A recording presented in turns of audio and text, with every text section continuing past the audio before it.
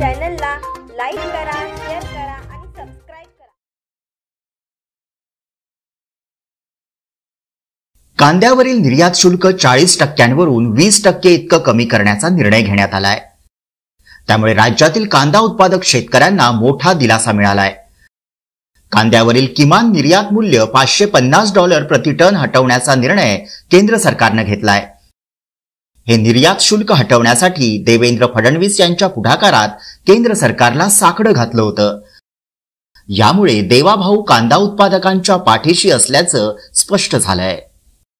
कांद्याचा मोठा प्रश्न हा निर्माण झाला होता आणि कांद्याच्या प्रश्नावर केंद्र सरकारने मिनिमम एक्सपोर्ट प्राइस पूर्णपणे संपवून टाकलेली आहे आणि या ठिकाणी जी काही त्याच्यावर एक्सपोर्ट ड्यूटी होती ती 40% 20% आणलेली आहे।